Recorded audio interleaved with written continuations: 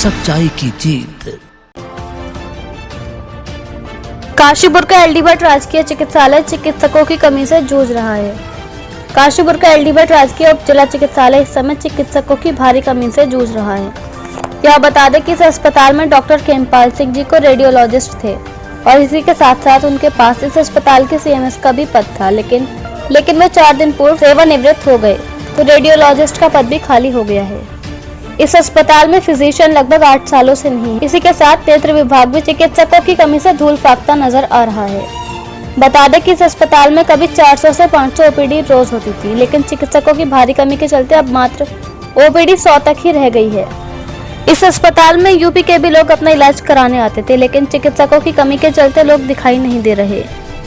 CMS पद खाली होने के उपरांत अब ये पद बाल रोग विशेषज्ञ डॉक्टर राजीव पुनेठा को कार्यवाहक के रूप में दे दिया गया है। उनके इस पद संभालने के बाद पता चला कि यहाँ पर दवाइयों का काफी टोटा है, जिसको जल्द पूर्ण कर लिया जाएगा।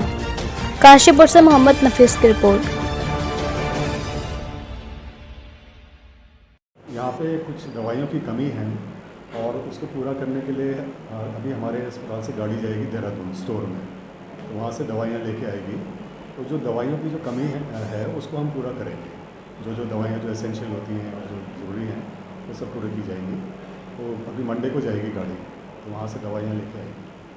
बात की जाए यहाँ चिकित्सकों की भी काफ़ी समय से जो है कमी देखी जा रही है, तो उसमें कितने लोगों के जो है आपकी तरफ से रिक्वायरमेंट पहुँच जाएगी? एक तो हमारे सामने आई हॉस्पिटल है, वहाँ पे डॉक्टर राणा जो थे उससे पहले आई सर्जन, उनके रिटायरमेंट उन्होंने VRS लिया था, उसके बाद से कोई आई सर्जन आया नहीं है यहाँ पे, साल भर हो गया है।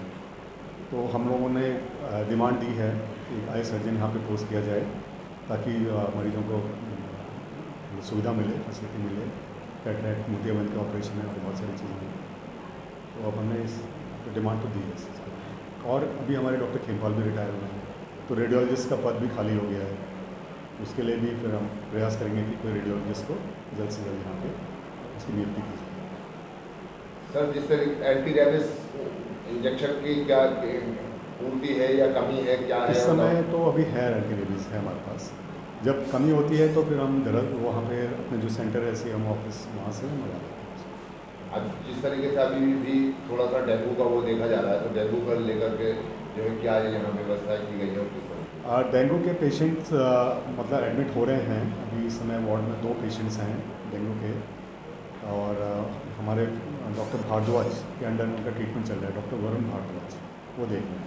डॉक्टर साहब, एक चीज़ मेन देखी जा रही है कि काशीपुर राजकीय चिकित्सालय जो है वो एक तरीके से यहाँ पर भ्रम है लोगों को कि ये रेफर सेंटर बन चुका है।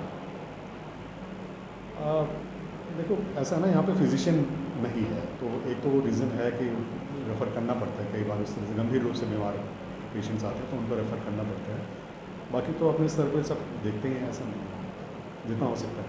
आपने इस सीट पर बैठ करके क्या क्या पाया और किस किस तरीके के और अच्छा होना चाहिए?